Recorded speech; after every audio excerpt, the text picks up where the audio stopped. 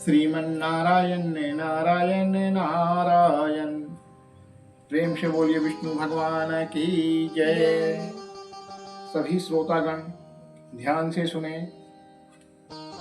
कार्तिक मास कृष्ण पक्ष की रमा एकादशी का महात्मा। युधिष्ठिर ने पूछा, हे जनार्दन, मुझ पर आपका स्नेह है, अतः कृपा करके बताइए, कार्तिक के कृष्ण पक्ष में कौन सी एकादशी होती है? भगवान श्री कृष्ण बोले, राजन, कार्तिक के कृष्ण पक्ष में जो परम कल्याण का मई एकादशी होती है वह रमा के नाम से विख्यात है। रमा परम उत्तम है और बड़े बड़े पापों को हरने वाली हैं। पूर्व काल में मुचुकुंद नाम से विख्यात एक राजा हो चुके हैं, जो भगवान श्री कृष्ण के भक्त और सत्य प्रतिज्ञ थे। निष्कंटक राज्य का शासन करते हुए उस राजा के यहाँ नदियों में श्रेष्ठ चंद्रभागा कन्या के रूप में उत्पन्न हुई। राजा ने चंद्रसेन कुमार शोभन के साथ उसका विवाह कर दिया। एक समय की बात है कि शोभन अपने ससुर के घर आए। उनके यहाँ दशमी का दिन था। आने पर समूचे राज्य में ढिंढोरा पिटवाया जाता था कि एकादशी के दिन कोई भी भोजन न करे, कोई भी भोजन न करे। यह डंके की घोषणा सुनकर के शोभन ने अपनी प्यारी पत्नी चंद्रभागा से कहा कि हे प्रिय, अब मुझे इस समय क्या करना चाहिए, इसकी शिक्षा दो। चंद्रभागा बोली, प्रभु, मेरे पिता के घर पर तो एकादशी को कोई भी भोजन नहीं कर सकता। हाथी, घोड़े, हाथियों के बच्चे तथा अन्य पशु भी अन्न, घास तथा जल तक का आहार नहीं करने पाते। फिर मनुष्य एकादशी के दिन कैसे भोजन कर सकते हैं? हे प्राणनाथ, यदि आप भोजन करेंगे तो आपकी बड़ी निंदा होगी। इस प्रकार मन में विचार करके अपने चित्त को दृढ़ कीजिए। शोभन ने कहा कि प्रिय, तुम्हारा कहना सत्य है, मैं भी आज उपवास करूंगा। दैव का जैसा विधान है वैसा ही होगा। भगवान श्री कृष्ण कहते हैं, इस प्रकार दृढ़ निश्चय करके शोभन ने व्रत के नियम का पालन किया। क्षुधा से उनके शरीर में पीड़ा होने लगी, अतः वे बहुत दुखी हुए। भूख की चिंता में पड़े पड़े सूर्यास्त हो गया। रात्रि आई, जो हरि पूजा परायण तथा जागरण में आसक्त वैष्णव मनुष्यों का हर्ष बढ़ाने वाली थी, परंतु वही रात्रि शोभन के लिए अत्यंत दुखदायिनी हुई। सूर्योदय होते होते उनका प्राणांत हो गया। राजा मुचुकुंद ने राजोचित काष्ठों से शोभन का दाह संस्कार कराया। चंद्रभागा पति का पारलौकिक कर्म करके पिता के घर पर रहने लगी।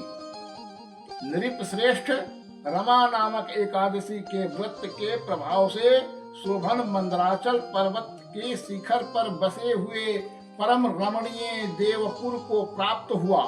वहां शोभन द्वितीय कुबेर की भांति शोभा पाने लगा। राजा मुचुकुंद के नगर में सोम शर्मा नाम से विख्यात एक ब्राह्मण रहते थे। वे तीर्थ यात्रा के प्रसंग से घूमते हुए कभी मंदराचल पर्वत पर गए। वहां उन्हें शोभन दिखाई दिए। राजा के दामाद को पहचान कर वे उनके समीप गए। शोभन भी उस समय द्विज श्रेष्ठ सोम शर्मा का आया जान शीघ्र ही आसन से उठकर खड़े हो गए और उन्हें प्रणाम किया। फिर क्रमशः अपने ससुर और राजा मुचुकुंद का, प्रिय पत्नी चंद्रभागा का तथा समस्त नगर का कुशल समाचार पूछा।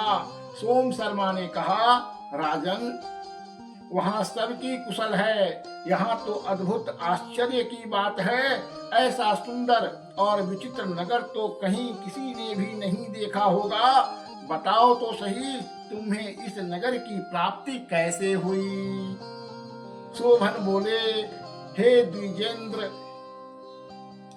कार्तिक के कृष्ण पक्ष में जो रमा नाम की एकादशी होती है, उसी का व्रत करने से मुझे ऐसे नगर की प्राप्ति हुई है। हे ब्राह्मण, मैंने श्रद्धाहीन होकर इस उत्तम व्रत का अनुष्ठान किया था, इसीलिए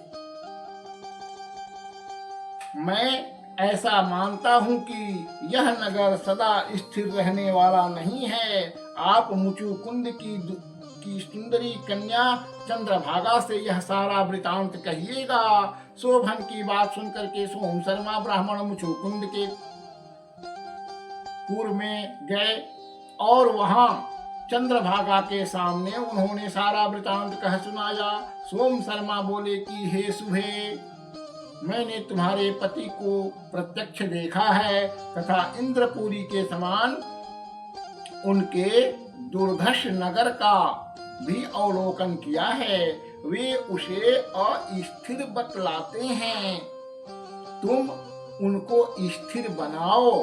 चंद्रभागा ने कहा, हे ब्रह्मर्षि, मेरे मन में पति के दर्शन की लालसा लगी हुई है, आप मुझे वहां ले चलिए। मैं अपने व्रत के पुण्य से उस नगर को स्थिर बनाऊंगी। भगवान श्री कृष्ण कहते हैं, हे राजन, चंद्रभागा की बात सुनकर के सोम शर्मा उसे साथ ले मंदराचल पर्वत के निकट वामदेव मुनि के आश्रम पर गए।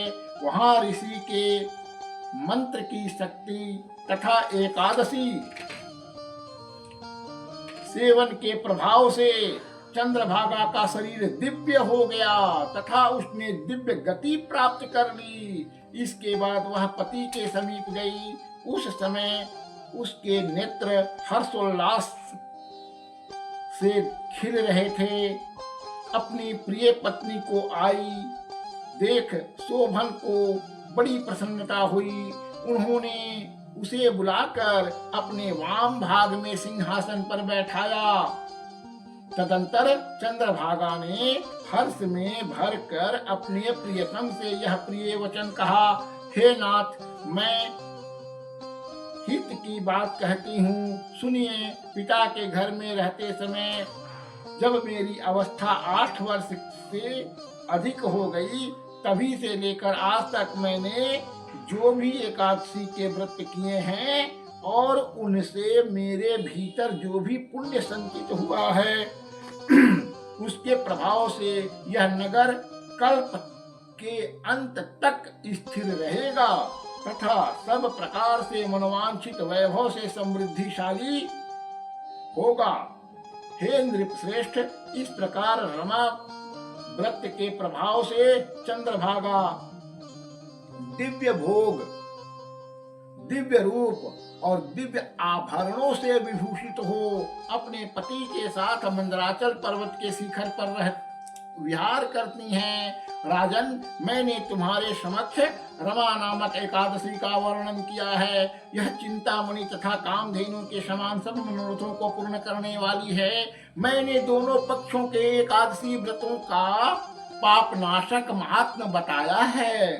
जैसे कृष्ण पक्ष की एकादशी होती है, वैसे ही शुक्ल पक्ष की भी है।